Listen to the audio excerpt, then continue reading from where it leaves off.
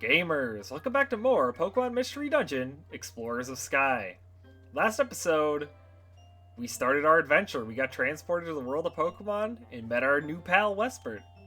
On today's episode, we're just going to get right back to it. This is the file load screen. As you can see, I have like a little friend code there, and it's got Phanpy's footprint on it. And we'll just get right back to it. Chapter 2, The New Guild Recruits.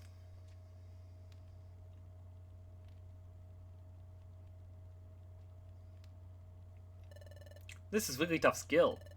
To form an exploration team, we're going to need to register our team here. Then, you have to train until you become a first-rate exploration team. Yikes! Isn't there something just a little odd about this place? No, I've got Nate with me this time. I have to be brave. Pokemon detected, Pokemon detected. Whose footprint? Whose footprint? The footprint is Turtwig's, the footprint is Turtwig's. Whoa! No, I have to be strong. You may enter.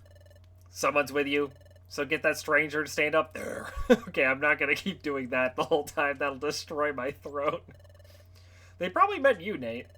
They said to stand up here. There's a grate covering the hole. It's made so that no one will fall through, but still, it's really strange. It looks like it'll tickle my feet, or what happens if, like, a Ditto steps on there? Does he just, like, fall through because he's just slime? I don't know. Hey, you, stranger, get on the grate. Pokemon detected, Pokemon detected. Whose footprint? Whose footprint? The footprint is, what's the matter, Sentry? Sentry! What's wrong, Sentry Diglett?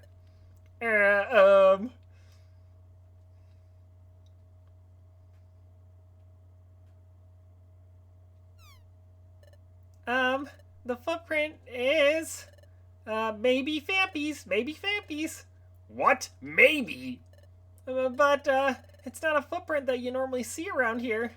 Ugh, that's pretty crummy. Checking the footprints of visiting Pokemon? That's your job, isn't it, Diglett? Yeah, but, I don't know. What? Are they arguing? Sorry to make you wait. Well, it's true you don't see any Phanpy in these parts, but you don't seem to be bad. Okay, good enough, enter. They're just gonna let us through despite being incredibly suspicious? Alright. Yikes! I'm so nervous, so jittery. But I'm glad we're finally allowed in. My heart's pounding, though. Okay, let's go in. There's a hatch that leads underground here. Wow! So this is Wigglytuff's guild. So many Pokemon, I wonder if they're all on exploration teams. Excuse me? It was you two that came in, right? Yes. I'm Chatot. I'm the Pokemon in the know around these parts. I'm Guildmaster Wigglytuff's right-hand Pokemon. Now shoot, leave the premises. We have no time for salespeople or silly surveys. Off you go, if you please. No, that's not why we're here. We want to form an exploration team. That's why we came. We want to be trained as an exploration team. What? Exploration team? It's rare to see a kid like this want to be an apprentice at the guild, especially given how hard our training is. Surely the steady stream of Pokemon that run away from our rigorous training proves how true that is. Excuse me, is the exploration team training that severe? What? Well, no, it's not true in the slightest. Our training program for the exploration teams is as easy as can be. Well, I wish you had told me up front that you wanted to be an exploration team. His attitude suddenly changed, didn't it? Okay, let's get your team signed up right away. Follow me. Oh, anything wrong? Come on, over here. Quickly, please. This is the guild's second underground floor. This is mainly where the apprentices work. Team registration is this way. Come along, please. Wow, we're 2 floors under the ground, but you can see outside. Oh, please, hush now. The guild is built onto the side of a cliff. It's only natural you'd be able to see outside. Oh. Now, here we are at Guildmaster Wigglytuff's chamber. On no account, and I repeat, on no account should you be discourteous to our Guildmaster. Guildmaster, it's Chatot, I'm coming in. Guildmaster, I present to you two Pokémon who wish to join our guild as apprentices. Guildmaster? Guildmaster? Hiya! I'm Wigglytuff. I'm the guild's Guildmaster. You want to form an exploration team? Then let's go for it. First, we must register your exploration team's name. So tell me, your team's name. Our team's name? We didn't think of that. So, what do you think would be a good name for us, Nate? Well, definitely not Poképals. I don't know about that one. I'm thinking something, very cool and epic, like, I don't know. Oh, actually, what other characters do we have access to? Ooh, we do have a ... That's perfect. There's no underscore, but we could do this instead. You know, assuming it fits. It looks kind of long. Yeah! Team 5 points. 5 points? Team 5 points? Yeah, that's a good name. It suits us. All settled then. I'll register you as Team 5 points. Registering. All registered. Yumta! Congratulations! From now on, you're an official exploration team. I present you with this in commemoration. A gold treasure chest or something. A Pokemon exploration team kit. Yep, it's what every exploration team needs. Quick, open it. Westford opened the Pokemon exploration team kit. There was an Explorer badge inside, and a Wonder Map, and a treasure bag. Yeah! There are all sorts of great items in here. That's your Explorer badge. It's your official team identification. And there's the Wonder Map, which is a wonder of convenience. Finally, there's a treasure bag. It lets you carry items you find in dungeons. Your successes as an exploration team can lead to bigger and bigger space for your treasure bag. It's a very wonderful bag. Have a peek inside your treasure bag. Westford peered into the treasure bag. The power band was inside. A red bow was also inside. Those two items are special. I'm sure they'll help you on your adventures. Thank you. We'll do our best. Yep, but you're only apprenticing right now, so do your best to train. We will. We'll always do our best, Nate. Yeah, pose again. This is your room. Great, we get beds. You will live here while you work for us. Things will start getting busy for you tomorrow, so rise early and start living up to our code. Don't stay up late, get to sleep early tonight. That is all.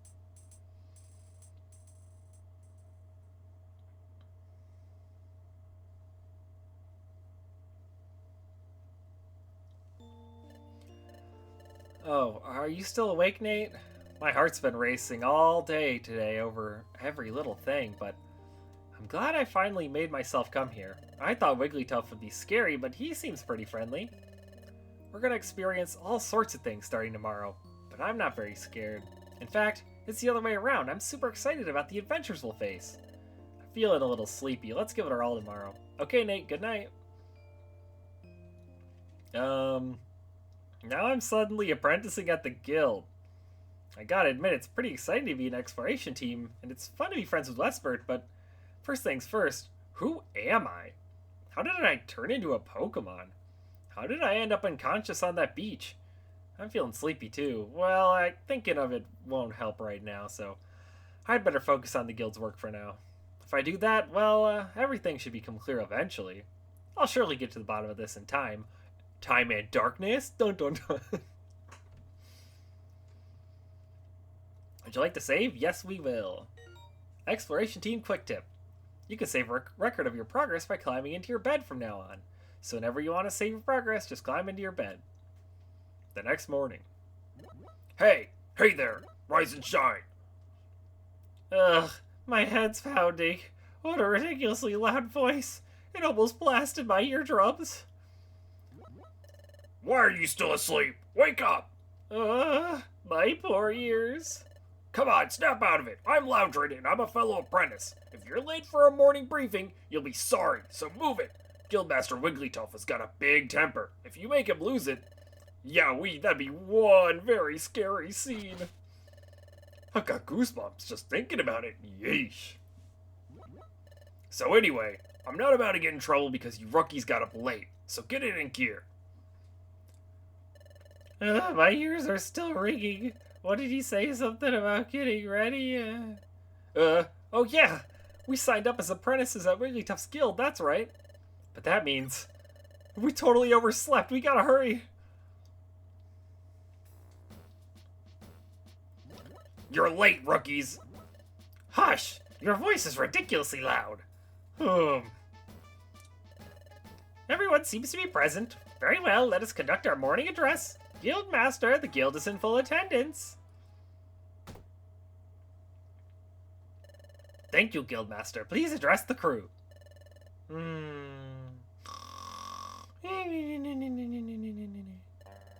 Psst. Guildmaster Wigglytuff never ceases to amaze me. Yeah, you got that right. Yup, looks like he's wide awake.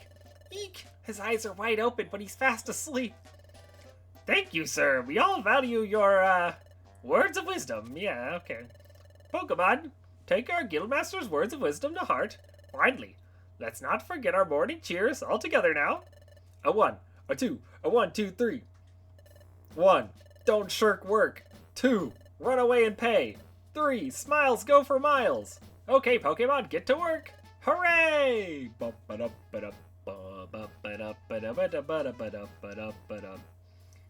I'm going back to bed. Hey, you shouldn't just wander around here. You two come here. Alright, fine.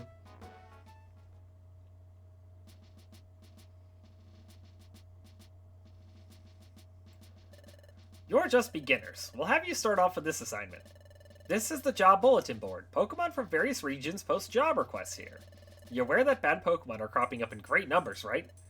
Yep, because the flow of time is getting messed up. It's wreaking havoc, right? Which is why lots of bad Pokemon are appearing.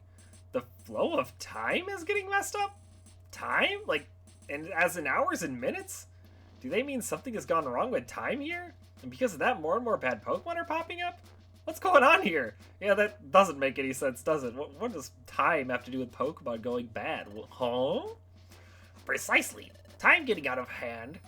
Time getting out of whack has caused an outbreak of bad Pokemon. Perhaps because of all that, we have noticed an increase in the number of jobs. In addition, and it's unknown if this is because of time's influence, there's been a mass outbreak of mystery dungeons. Roll credits, that's the name of the game, baby.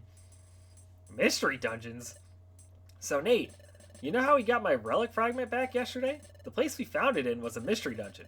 A mystery dungeon changes every time you go into it. There's a different layout and different items every time you enter. If you faint in the middle of a dungeon, you lose half your money. You could even lose half your items, or more. Finally, you'll get kicked right out. They're a very strange place. But every time you go inside one, there's always new things to discover. They really are fascinating or fantastic places to go exploring. Well, you're quite informed, aren't you? That makes things much easier for me to explain. Jobs all take place in mystery dungeons. So, let's look for a job that you should perform. Ah, yes, maybe this one will do. Oh, really? Let's read it. Hi, my name's Spoink. An outlaw's run off with my most prized possession, my precious pearl. That pearl is life itself. To me, it's also just life itself because of Spoink. You all know this. If you're a Pokemon fan, you know that Spoink, he kind of needs his pearl. He also needs to keep bouncing, or else he dies. I just can't seem to settle down if that pearl isn't in its proper place atop my head. But I've heard my pearl has been sighted. It's said to be on a rocky bluff, but this bluff is reported to be extremely unsafe. I can never go somewhere so frightening. Oh, friendly readers, would you be so kind as to go to the bluff and get my pearl? I beg your help, exploration team members. From Spoink. Wait a second. We're going to fetch an item that someone dropped? I'd rather do something that's more of an adventure. I'd rather look for treasure, or explore unknown places, things like that. Hush! Yikes! It's important that you rookies pay your dues. Now pay attention. I'll repeat the warnings again to make sure they stick. You'll be forced out of a dungeon and sent back here if either of you faints. You'll lose half your money, and you could lose half your items or more. You best be careful. If you've understood all that, I suggest you get on with the job. Yep, we're starting on the lowest rung of the corporate ladder. This must be the bluff's entrance. Spoink's mission description said the pearl is deep down on the B7F level. It sounds like a seriously dangerous place, so let's be careful. Let's do our best, Nate. Drenched Bluff. You and your partner can now hold one item each. I'm probably just going to skip over these tutorials because, frankly, I plan to do that anyway. Wow, we actually saw my ability. So, abilities. Just like the main series Pokemon games, Pokemon have abilities. As you can see, Phanpy has Pickup. That means I get a random item sometimes if I'm not already holding one. I believe it's an item like from the floor, and I just kind of like start with it in my inventory instead of it being placed around the dungeon. That said, this ability is gonna pretty much do nothing because we're almost always gonna be holding an item. So let's give myself this red bow. And the red bow is a special held item that increases all my stats by 1, I believe. Now the bow you obtain at the start of the game will match the color of the bow when you, like, the game read your aura or whatever. And I believe you can only get 1, so, you know, don't lose it, although it's not actually that great of an item since it's only +1 to all stats. So, if you do end up losing it, it's not that big of a deal. The, Power Band, on the other hand, boosts attack stat, and that is just a generic item that we can find plenty more of later. Now, I do want to talk a bit. Okay, this is a Geopebble. Throw Geopebbles at distant foes, first set them as your ammo, then throw them by holding L and pressing R. So yeah, just like how you can set a move, you can also set a ranged item. So Geopebble stack, we can set it, and then if we find a Pokemon like the Shellos, we can hold L and then press R, and we'll chuck it. The downside to this is you actually get less EXP if you defeat a Pokemon this way. Pechaberry cures poison, just like in the main series. The kind of like EXP hierarchy is defeating a foe with a ranged item is the least amount of EXP, defeating an enemy with a basic attack is the middle amount, and defeating an enemy with an actual move gives the most EXP. Now while we're going through here, I kind of want to talk about the Pokemon we're playing as, Phanpy. Because Phanpy is usually considered to be the worst possible Pokemon you could play as in this game from a gameplay perspective.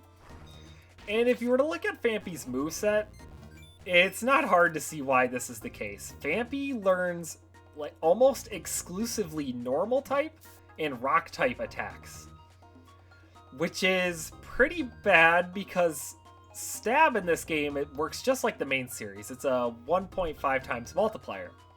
However, Super Effective in this game is only a 1.4 times multiplier. This means that Stab is actually better than hitting Super Effective. And because of that, it's pretty important. Now, Phanpy does learn a ground move, but he only learns one, and it's Earthquake. Now, that might seem fine for the main series, but Earthquake is actually pretty bad in Mystery Dungeon. It hits all Pokemon in the area, which sounds great at first, but it also hits allies, and the not very effective multiplier is also not as strong as it is in the main series. I think it's like 0.8 times damage, maybe? Something like that. So Turtwig would still be taking a lot of damage, and we don't want that. Not to mention, Earthquake only has like 52 accuracy or something, and it's also not even that strong of an attack. It's like pretty middling in terms of power. So this all sounds pretty bad. We're going to be stuck using normal and rock type moves without Stab the entire game. However, there is another option. There is a way to get Phanpy a second ground move that is actually good. And it's very unconventional. If you played the main series, you might think I'm talking about something like Hidden Power. It's not Hidden Power. I don't want to spoil it. Once we get access to it, we're definitely going to take advantage of it. The only problem is it is going to be a little RNG because we have to find a couple of different things to kind of complete the pieces to this setup. But once we have the setup, it's going to be really effective. And I'm really excited about it because I never even thought to like use this strategy, but I did some digging online to learn a bit more about Phanpy. And yeah, it's really clever what people have come up with to kind of circumvent Phanpy's poor moveset. Now, Phanpy is definitely going to be rough. I've also played as an Eevee before, though, in this game, and Eevee is, like, just as bad. it has the advantage of actually getting stabbed from its normal attacks at least. But, yeah, Eevee's pretty mediocre. I believe Eevee's especially bad, though, if it's your partner, because it has the runaway ability. I think it has runaway. Or is that Meowth? It might be Meowth. One of the starters has runaway. So I'm trying to think, what ability does, because Eevee usually has adaptability, and what's the other ability usually comes with? Well, whatever. One of the normal type starters I'm pretty sure has runaway, which is a terrible ability in this game. If an AI controlled Pokemon gets to low health and they have runaway, they'll kind of freak out and just start bolting in the opposite direction, which is not great if they're your partner.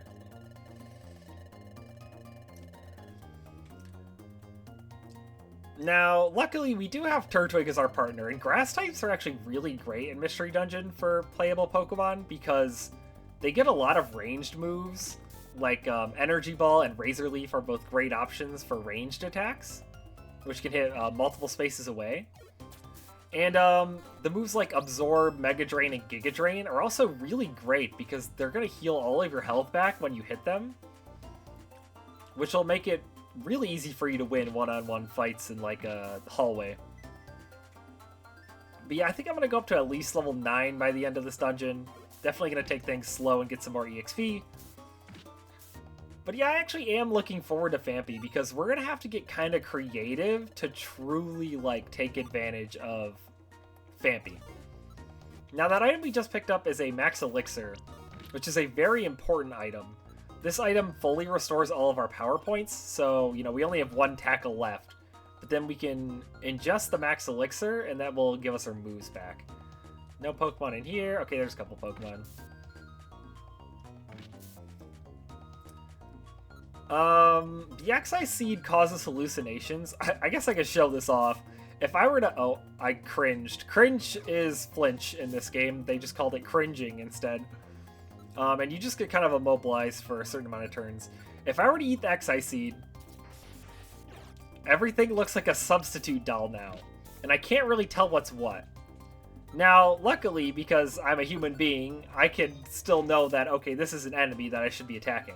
If you were to throw an Xi Seed at an enemy, though, they'll get super confused and won't even attack because they don't really know what they're doing. This makes it a great item for boss fights.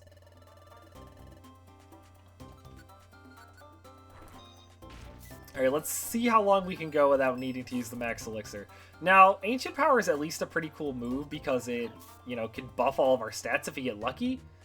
The problem with it is that, it's a Rock-type move. I wish they would have picked, like, Ice Shard. That would have been a way more useful egg move. But unfortunately, we can't get any egg moves on our starter Pokemon. There is a way to get Pokemon with egg moves in this game. However, it's only by hatching eggs, and obviously we're not in an egg, so we can't take advantage of that. But I'm really confused why they chose Ancient Power, because Rock-type moves are the one type of move Phanpy doesn't, like, have a lack of.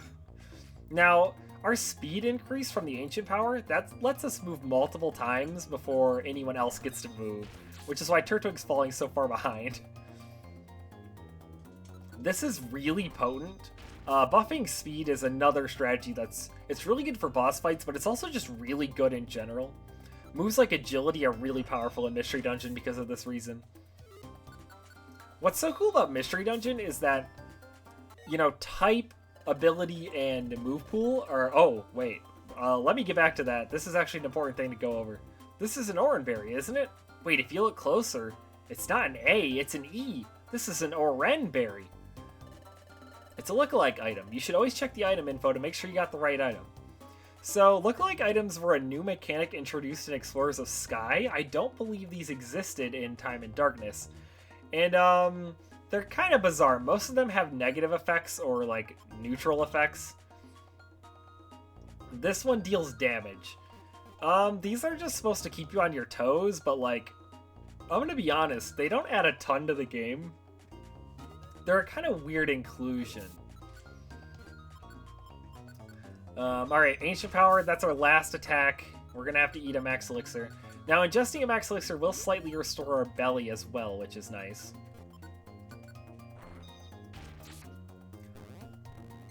Wow, we are getting very lucky on the ancient powers.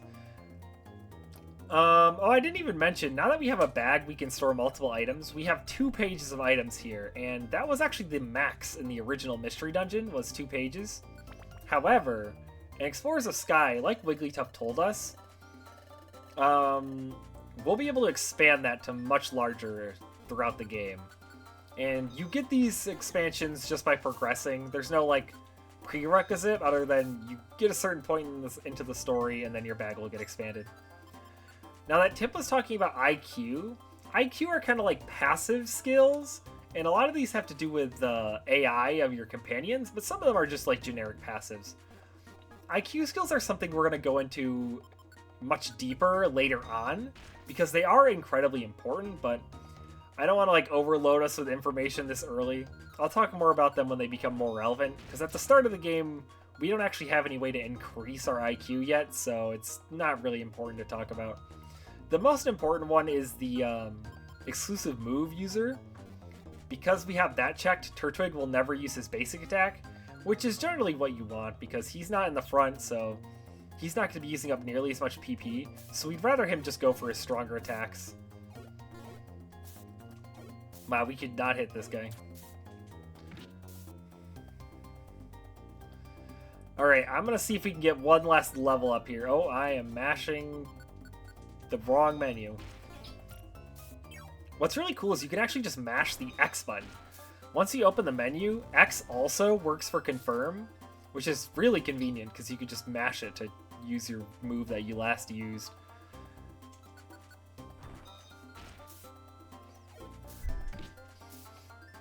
Now we can actually check how much more EXP we need if we go to summary. So I need 3 more to level up, so oh no!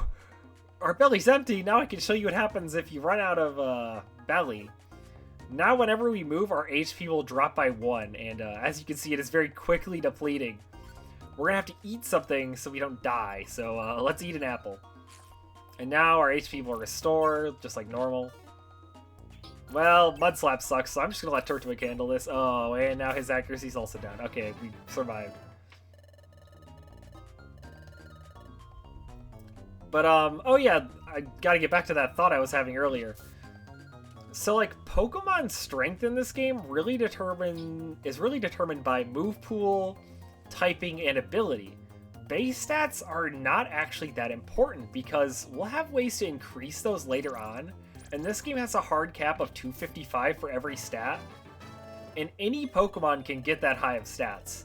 So that means a lot of like Pokemon that are weaker in the main series are actually really good in Mystery Dungeon because of the way certain moves work now. For instance, Masquerain is a Pokemon that is pretty terrible in the main series, but it's actually really good in Mystery Dungeon, which is awesome. Alright, let's get to the bottom of the dungeon. Oh, look at that! This must be Spoink's Pearl. Let's hurry back with it. Thank you. That pearl must be propped on my head, you see. I missed it so much. I just couldn't settle down without it up there. So I was just boinking and springing everywhere. That's why I'm covered in dings and bumps. Uh-oh. But thanks to you, that long nightmare's over. You have my sincerest thanks. Nate's team is rewarded with a protein. Ooh, that's a permanent stat booster. And a calcium, and an iron, and $2,000 billion. Oh my gosh. $2,000 billion, all this money for us? Of course, that's nothing compared to my pearl's value. Farewell. We're rich, baby. Hey, that's what I just said. We're rich, Nate. We got rich just like that.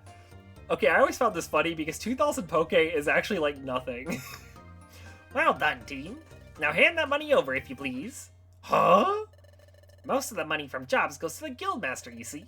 And your team's share of the money comes out to this much. Huh? We only keep 200 Poke. That's awful. Well, that's the Guild's rule. You'll simply have to accept it. Everyone, thanks for waiting. I finished making dinner. Come on, dinner's on. Yeah, let's go.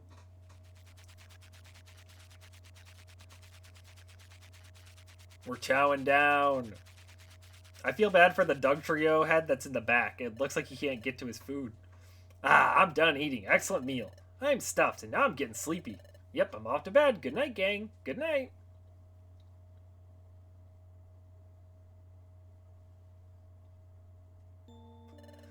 Listen, Nate, wasn't today hectic? So much happened, but I'm relieved that our first job was a success. It was really upsetting how Wigglytuff's guild took most of the money. That's just the cost of training, I guess. We can't do anything about it. But what made me really happy today was getting thanked by Spoink. I'm getting sleepy. I'm going to sleep. Let's try our best again tomorrow. Good night, Nate.